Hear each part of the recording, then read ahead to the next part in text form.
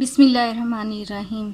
BSc का subject mechanics और mechanics की बुक क्योंकि गौरी की डिस्कस की जा रही है, उसका हमने एक्सरसाइज जो सेकंड यूनिट है कंपोजिशन ऑफ फोर्सेस, उसका क्वेश्चन नंबर 15 सॉल्व करना है। 15 में दिया हुआ है कि 3 forces P Q R act along the sides B C A and A B respectively of a triangle. 3 forces A P Q R along triangle act कर रही हैं, यानी बी सी के along force P, C A के along force Q और A B के along force R. Prove that their resultant passes through the orthocentre of a triangle. यानी अगर इन तीनों फोर्सेस का जो रिजल्टेंट है वो उसके ऑर्थो सेंटर में से पास कर रहा है, तो हमने ये शो करना है this relation is equal 0। Let's say जो रिजल्टेंट है आर डैश वो इस तरह बिल्कुल परपेंडिकुलर, यानी इनमें से इसमें बिल्कुल परपेंडिकुलर जरूरी नहीं है, यानी इसमें से वो पास कर रहा है। यानी कि लेट से कि जो रिजल्टेंट हम आर डैश ले रहे हैं, हमने सपोज यानी according to the given condition कि आर डैश इस सेंटर में से पास कर रहा है, हमने ये शो करना है दिस इज इक्वल 0। अब यहाँ ऑर्थो सेंटर से क्या मुराद है? ऑर्थो सेंटर जो है, जब एक ट्राइंगल, जिससे ये एक हमारे पास ट्राइंगल है, तो हम जो इसके अल्टीट्यूड्स कैलकुलेट करते हैं। अल्टीट्यूड्स क्या, यानी कि जो वर्टेक्स और उसके ऑपोजिट्स जो साइड है उसके ऊपर बिल्कुल परपेंडिकुलर लाइन, ये अल्टीट्यूड कहलाता है। इसी तरह इस वर्टेक्स से भी बिल्कुल परपेंडिकुलर लाइन ड्रॉ करें, और यहाँ से ये भी बिल्कुल हम जब परपेंडिकुलर लाइन ड्रॉ करें तो ये जो हमारे पास तीनों जो अल्टीट्यूड्स जिस पॉइंट से पास कर रहे हैं वो ऑर्थो सेंटर कहलाते हैं। ऑर्थो का मतलब होता है परपेंडिकुलर। तो ये चूँकि अल्टीट्यूड्स बिल्कुल परपेंडिकुलर हैं, यानी कि ये एंगल जो है वो 90 डिग्री का है, तो ये जो सेंटर है, इस तरह एक ट्राइंगल के जो सेंटर बनता है उसको ऑर्थो सेंटर कहते हैं। अब अकॉर्डिंग टू, यानी हम पहले ले लें कि let R dash be the resultant of 3 forces P Q R passing through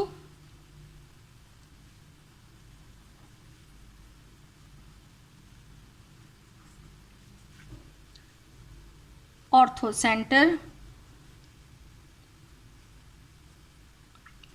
O, let say orthocentre का नाम ओ है, then by Varignon's theorem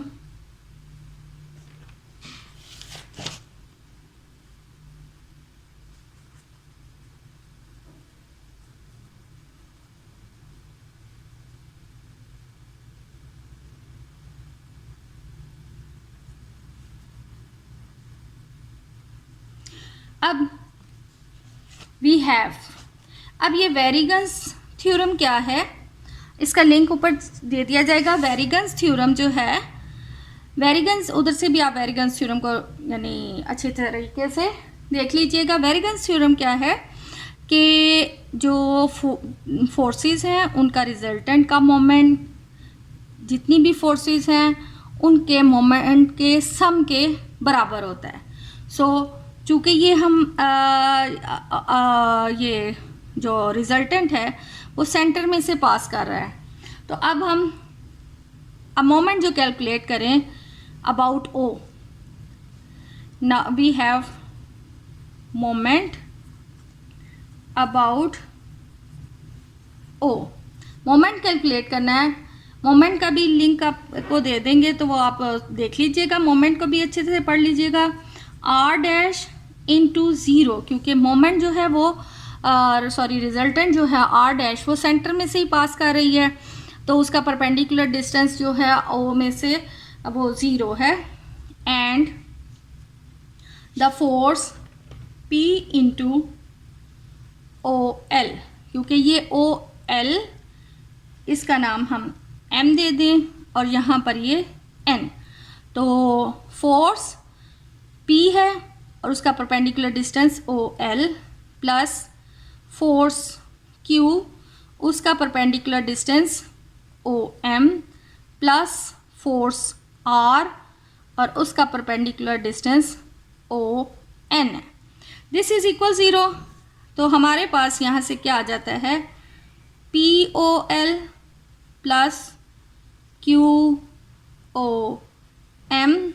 plus RON equal 0। अब यहाँ काम रह गया है कि हमने ये परपेंडिकुलर डिस्टेंस OL, OM और ON जो है वो कैलकुलेट करने हैं। अब हम अगर OL कैलकुलेट करते हैं जो अल्टीट्यूड्स हैं, उसके लिए अब यहाँ अगर ये हम ट्रायंगल देखें, यानी in triangle from triangle BMC।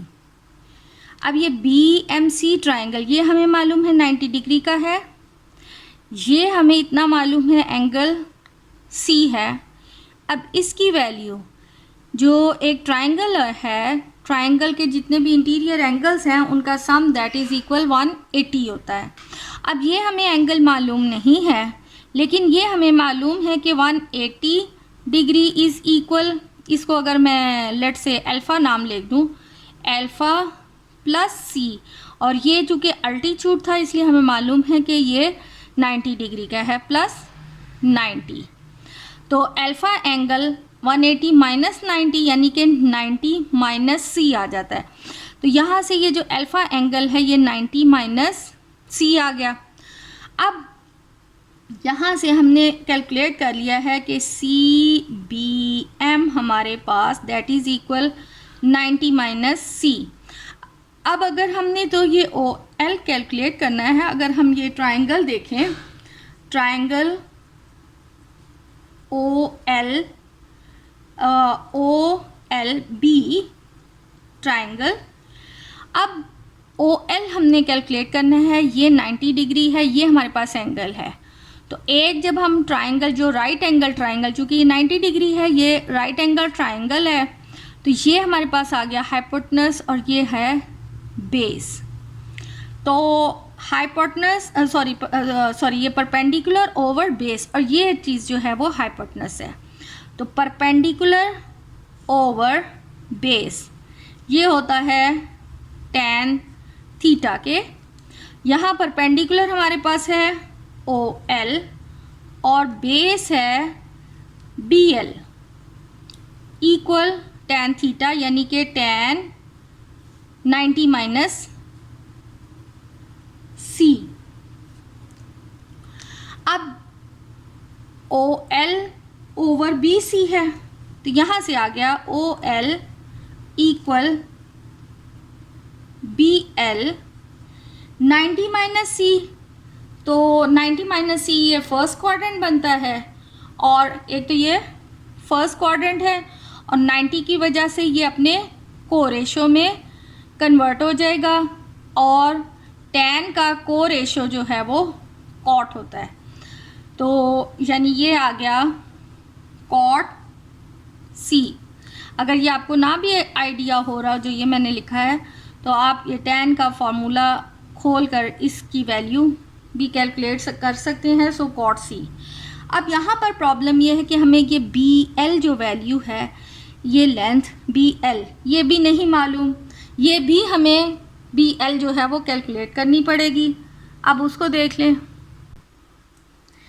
अब हमने ये BL जो कैलकुलेट करना है, नाउ फ्रॉम BLA जो ट्रायंगल है BLA ये हमें मालूम है 90 डिग्री का है। अब इस ट्रायंगल में ये पूरा कंप्लीट B एंगल है। अब ये हमें एंगल तो नहीं मालूम, ये अगर एंगल B है देन दिस इज़ परपेंडिकुलर और ये हमारे पास बेस आ गई और हमने ये BL कैलकुलेट करना है यानी कि बेस ओवर हाइपोटेनस AB। तो base over hypotenuse that is equal होता है कॉस थीटा। तो यहाँ चूँकि एंगल बी है, so this is equal cos B. तो बी एल हमारे पास इक्वल आ गया ए बी कॉस बी। अब ये हमने ए बी सी पूरी एक ट्राइंगल ली हुई है, इसका ये सी वर्टेक्स है, तो ये उसके ऑपोजिट साइड जो है वो सी होती है। इसी तरह ये वर्टेक्स ए है, इसके ऑपोजिट साइड जो है वो स्मॉल ए, और बी है तो ये स्मॉल बी। तो यहाँ यानी ए बी आ रहा है, ए बी की साइड सी है, सो बी एल हमारे पास आ गया सी कॉस बी। और ओ एल हमारे पास कैलकुलेट हुआ था B L cot C, hence O L हमारे पास कैलकुलेट हो गया C cos B and cot C. अब ओ एल कैलकुलेट हो गया। अब इसी तरह हमने ओ एम कैलकुलेट करना है। Now for perpendicular distance O M. O M अब हम कैलकुलेट करने लगे हैं। अब ओ एम में from triangle O M C, अब ये हमारे पास ओ है, ओ एम सी, तो यहाँ पर ये हमारे पास 90 एंगल है। अगर हम इससे पहले ये पूरा देखें, ये हमारे पास ये पूरा जो, तो हमने अब यहाँ पर O M C triangle O M C, तो अब यहाँ पर पहले इससे अगर ये हम ट्राइंगल पूरी देख लें, ओ एन ए, ये हमारे पास एंगल ए है, ये चूँकि अल्टीट्यूड है ये परपेंडिकुलर है, तो इसका मतलब है इतना एंगल, चूँकि एक ट्राइंगल में टोटल एंगल्स का सम 180 होता है, 180 में से हम 90 माइनस ए कर दें तो ये हमारे पास ये एंगल जो है वो बन जाता है 90 माइनस ए। क्योंकि इसको अगर मैं एंगल बीटा लिख दूं या गैमा लिख दूं तो gamma is equal 180 plus sorry 180 यूँ कह लें कि 180 सम है गैमा प्लस ये एंगल ए प्लस एंगल 90, तो गैमा की वैल्यू जो है वो आ रही है 180 माइनस ए माइनस 90 यानी कि 90 माइनस ए। इसका मतलब है ये सी का इतना एंगल जो है वो 90 माइनस सी है। तो अब हम यहाँ से ट्राइंगल ओ एम सी अगर देखें, ये हमारे पास अगर एंगल आ गया है, ये हमें मालूम है 90 का है, तो 90 के सामने जो होता है वो हाइपोटेनस होता है और एंगल और 90 डिग्री वाले के साथ जो साइड होती है वो बेस होती है। सो अब हमारे पास जो है, और वी नो दैट के perpendicular over base is equal tan theta, यानी अब हम ओ एम सी में ये हमारे पास परपेंडिकुलर है O M, perpendicular over base, base यानी कि M C that is equal tan 90 minus A, तो O M is equal M C और 90 minus A, 90 minus A again ये है फर्स्ट क्वाड्रेंट, और 90 की वजह से ट्रिग्नोमेट्रिक जो रेशोज़ हैं वो अपने को रेशो में कन्वर्ट हो जाती हैं। tan का को रेशो जो है वो cot है, so it's value is cot a। अब यहाँ पर प्रॉब्लम है कि हमने एम सी भी अभी कैलकुलेट करना है। अब हमने जो एम सी कैलकुलेट करना है, अब ये अगर हम ट्राइंगल देखें B M C, from triangle B M C, अब BMC में हमारे पास ये हमें मालूम है 90 का है, और इस पूरी ट्रायंगल में ये हमारे पास एंगल जो है वो C है। ये चूँकि 90 का है तो 90 के सामने ये हमारे पास आ गया हाइपोटेनस, और ये जो एंगल और 90 डिग्री के साथ जो साइड है वो बेस बन गई। सो अब हमने MC कैलकुलेट करना है। MC यानी कि बेस, और वी नो दैट कि base over hypotenuse that is equal होता है कॉस थीटा। बेस इस ट्रायंगल BMC में हमारे पास बेस है MC ओवर हाइपोटेनस है BC। सो BC equal cos C, angle चूँकि यहाँ पर C है, सो हमारे पास आ गया MC equal BC cos C, और BC की वैल्यू जो लेंथ है वो A है, सो A cos C। So OM हमारे पास कैलकुलेट हो जाता है, MC की जगह पर हम A cos C cot A।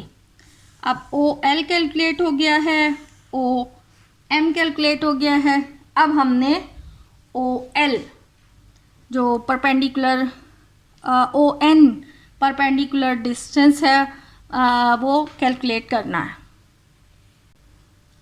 अब हमने ON कैलकुलेट करना है। तो अगर हम ये ट्रायंगल देखें फ्रॉम ABL, तो ये चूँकि ये हमारे पास 90 है, ये एंगल B है, तो ये एंगल जो है वो चूँकि पूरी एंगल ट्रायंगल का सम जो है वो 180 होता है, तो ये हमारे पास 90 माइनस B की वैल्यू आ जाती है। तो हमारे पास आ गया कि एंगल BAL की वैल्यू जो है that is 90 minus B।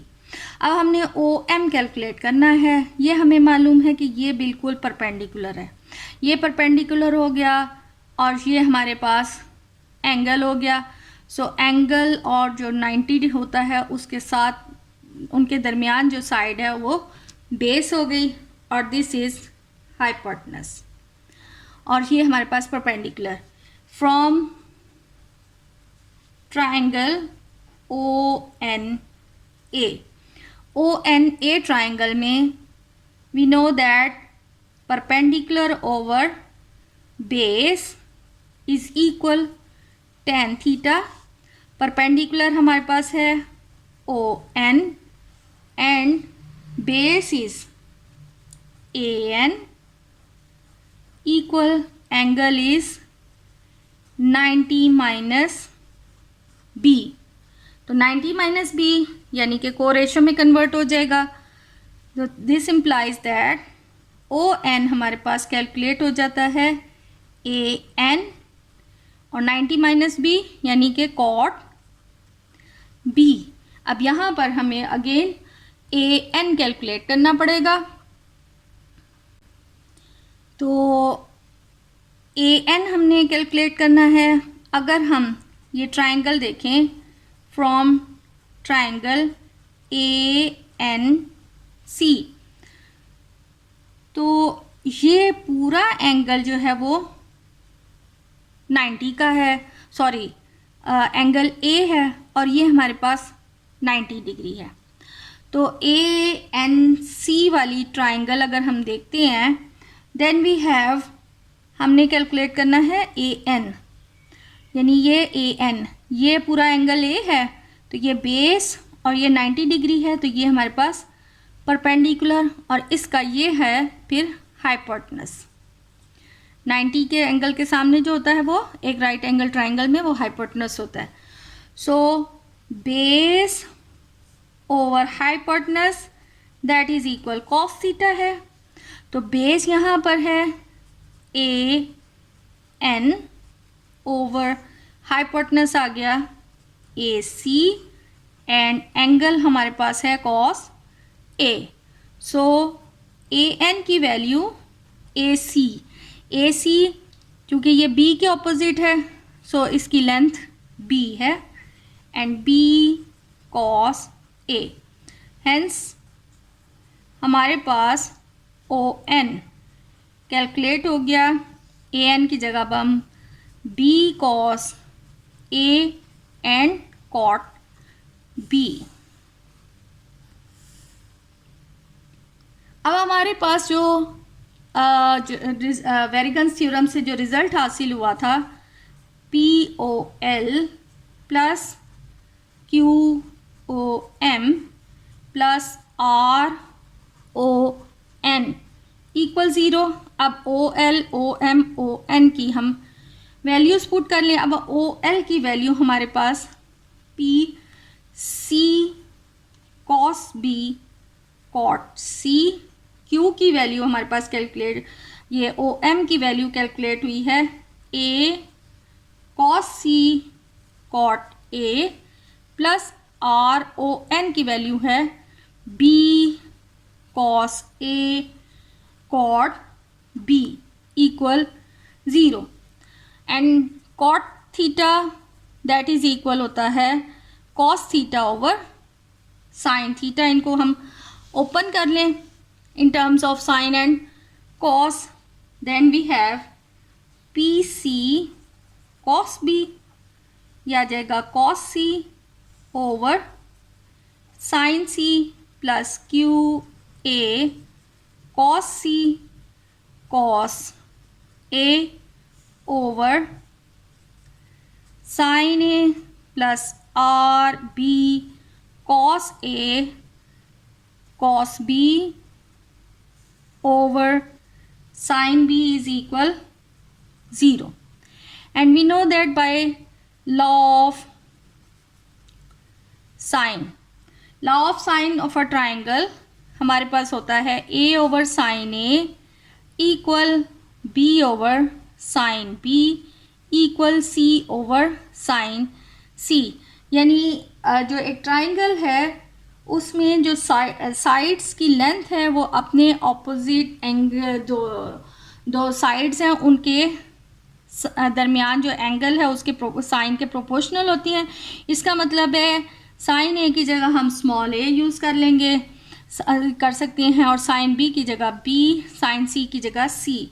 Then we have P C cos B cos C, इधर साइन सी की जगह C, plus Q A cos C cos A over A plus R B cos A cos B over B equal zero. So B will be cancel और complete इसको अगर हम divide कर दें, dividing by cos A cos B and cos C, पूरी relation को, तो यहाँ से कॉस बी कॉस सी डिवाइड होकर ओवर में ये सी कैंसिल होना था, तो पी ओवर कॉस ए रह जाता है, plus Q over cos B plus R over cos C equal zero. तो ये हमारे पास बन जाएगा P secant A plus Q secant B plus R secant C is equal zero. और यही हमें रिक्वायर्ड रिलेशन दी हुई थी।